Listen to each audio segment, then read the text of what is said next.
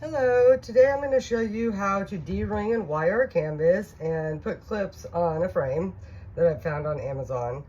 So D-rings are little hooks that you screw to a canvas or a panel that look like a D, kind of. I get these on Amazon, like 100 for $8 or something. If you want to buy them at the hardware store, you're going to pay quite a bit more. You'll probably get like a 10-pack. You could get it with some wire. It's just not worth it. So if you're gonna be painting a lot, then invest in some D-rings. Most galleries require this. So this is an 8x8 canvas. I'm going to measure it at 3 inches. Make a little mark, 3 inches, make a little mark. You don't ever want to go halfway. So this 8-inch canvas, 4 inches is way too far because your wire is going to go like this and it's gonna cradle up the wall, and it's just going to be ridiculous. So you don't want to go up to too high up, because your wire is going to end up here, and it's also not going to be flat on the wall. You never want your wire to touch this piece of wood. So our wire is going to rainbow over to this side. All right, so I'm going to get my D-rings. I'm going to put the screw through one. I always start on my right side. I'm right-handed. I'm going to do both screwdriver and drill. Not everybody has a drill, so I'll show you with the screwdriver first. I kind of put the screwdriver in the screw, push down, and kind of start it. And then I hold on to my screwdriver while I'm going. I don't care about the D-ring right now. It doesn't need to be straight. It can be flipped around. Once I get almost down, I'll hold my D-ring where I want it to be, and I tighten it. You never want to just hold your D-ring or just the canvas. I've had a screwdriver slip and then poke my canvas and make a hole in it, which sucks. So I'm going to flip it over because I have my mark that I'm going to use, and then this time I'll use a drill. Sometimes people will pre-drill a hole, and I would not go that far with this one. You can get smaller bits than this. I just don't have any. So pre-drill the hole, and there's a little hole. This wood is so soft. Again, put the screw in my D-ring, put my screwdriver in the screw, and then I kind of push down and drill it on. I've been doing this for years, so you gotta practice. So this is another way. This is heavier than the screwdriver, so I've had it slip before because the screw head isn't great, and poke a hole in my canvas. No fun. So the different wires I have an 18 gauge wire, which is pretty stiff, that I use for larger pieces, 16 by 20 and larger. And then I have an 18 gauge wire that I use for smaller pieces. It definitely is more bendable. And this I double up. So I'm going to flip my canvas back over. And so I'm going to measure the wire, the whole length of the canvas, and then double it up.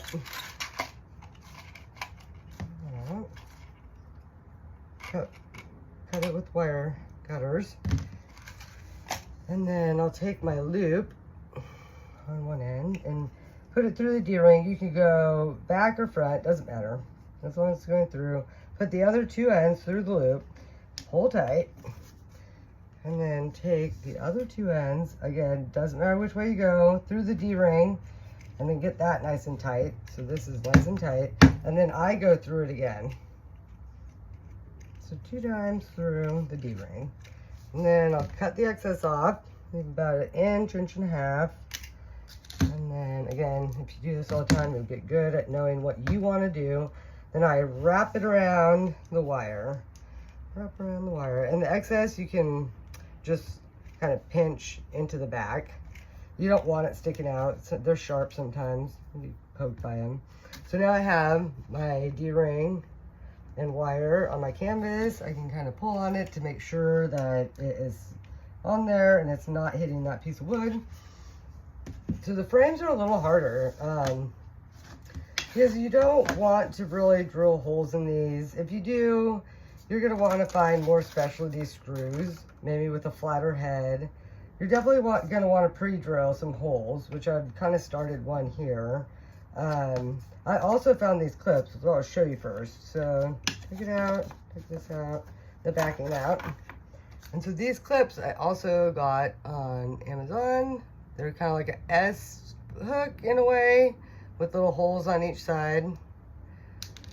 So, and they just kind of clip onto the back of the backing. There's one, and I kind of want to pinch it on. And do the other one, other side, pinch it on. And then I'll put the backing back in. I'm also going to use the thin wire for this one and double it up. So, measure. I'm always going to have excess. It's better to have more than not enough. Come to wire, loop it, put the loop through one of the clip holes, and the other wire through the loop, like the other one. Pull tight. Sometimes this one's harder to pull, so you kind of have to help it down. You could pinch it, and then put the other side into this clip hole. Pull tight. I'm not going to double this one up because this is not a heavy piece. You'll again learn what you need to do by kind of testing it. I'm going to wrap it around wire, wrap it inside, and then I have my wire. And this, you know, there's nothing in this frame, so it'd be better if there was actually something holding this clip and making this tight. But you get the gist.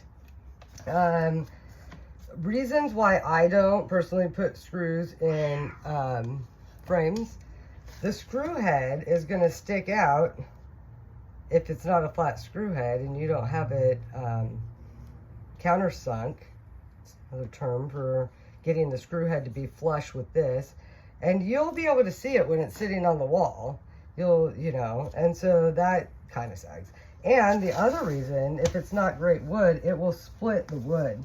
So you just have to be really careful. If you are going to use screws, make sure you pre-drill and practice for sure. Okay, I hope you guys learned something. I feel like I'm forgetting something, but let me know if you have any questions.